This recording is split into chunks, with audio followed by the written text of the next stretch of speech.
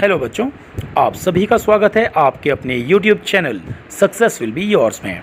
और बच्चों, हम आशा करते हैं कि आप सभी स्वस्थ एवं सुरक्षित होंगे।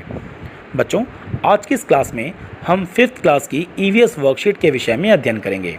तो आइए बच्चों, शुरू करते हैं आज की क्लास। प्यारे बच्चों, हमारी पृथ्वी एकमात्र ऐसा ग्रह है जहाँ पर जीवन संभव है। आज हम पृथ्वी से संबंधित कुछ रोचक जानकारियाँ प्राप्त करेंगे। क्या आप जानते हैं बच्चों कि पृथ्वी के बारे में अच्छे से समझने के लिए वैज्ञानिकों ने पृथ्वी का एक प्रतिरूप मतलब एक नमूना बनाया पृथ्वी का, जिसे हम ग्लोब कहते हैं। बच्चों, ये ग्लोब आपने बहुत बार अपने स्कूल में भी देखा होगा, अपने टीचर्स की टेबल पर और अपने प्रिंसिपल सर की टेबल पर भी, है ना बच्चों। तो इस पृथ्वी के नमूने को बच्चों कहा जाता है ग्लोब, राइट। तो बच्चों, ग्लोब पर विभिन्न स्थानों का अध्ययन करने के लिए इस पर कुछ कृत्रिम, कुछ बनावटी रेखाएं इस पर बनाई गई हैं। आइए ग्लोब के बारे में और अधिक जानकारी प्राप्त करने का हम प्रयास करें। बच्चों, यहाँ देखिए, ग्लोब को ध्यानपूर्वक देखने पर नीचे दिए गए विवरण के आधार पर और संकेत बॉक्स की सहायता से ग्लोब के विभिन्न भागों को नामांकित हम करेंगे, राइट। तो यहाँ देखिए बच्चों, यहाँ पर आपको एक संकेत बॉक्स दिया गया है और इसमें आपको कुछ शब्द दिए गए हैं, जैसे उत्तरी ध्रुव, कर्क रेखा, भूमध्य रेखा, दक्षिणी रेखा और मकर रेखा। तो बच्चों, इन पांचों क्वेश्चंस के हम आंसर इस संकेत बॉक्स की सहायता से देंगे।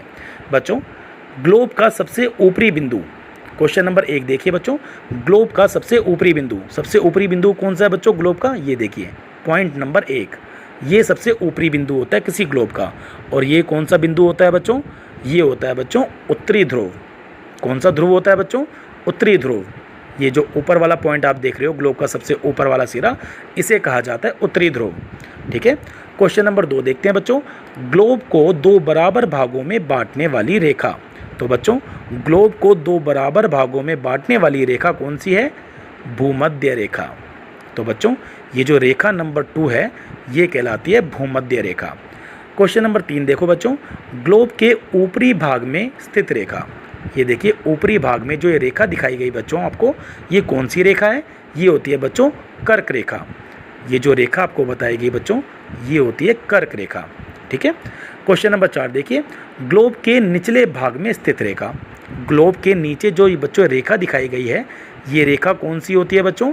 ये रेखा होती है मकर रेखा, ठीक है बच्चों। ये वाली रेखा होती है मकर रेखा, जो ग्लोब के निचले वाले सिरे में ये रेखा दिखाई गई है, राइट। क्वेश्चन नंबर 5 देखिए बच्चों, ग्लोब का सबसे निचला बिंदु। ये जो सबसे निचला बिंदु है बच्चों, निचला नंबर 5 बिंदु, ये होता है ग्लोब का सबसे निचला बिंदु। और ये कौन सा होता है बच्चों? ये होता है दक्षिण ध्रुव।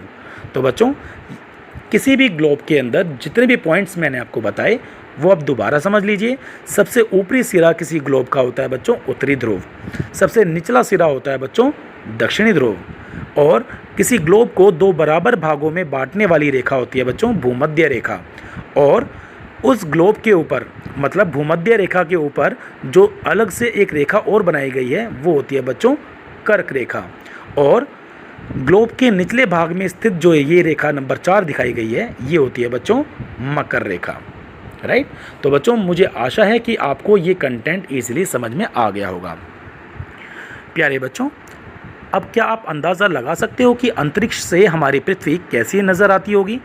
देखो बच्चों, ये चित्र आप देखिए, अंतरिक्ष से ये चित्र लिया गया है बच्चों पृथ्वी का, जहाँ पर हम देख सकते हैं कि पृथ्वी का अधिकांश भाग नीला है, अर्थात पृथ्वी का अधिकांश भाग पानी से घिरा हुआ है, ठीक है बच्चों।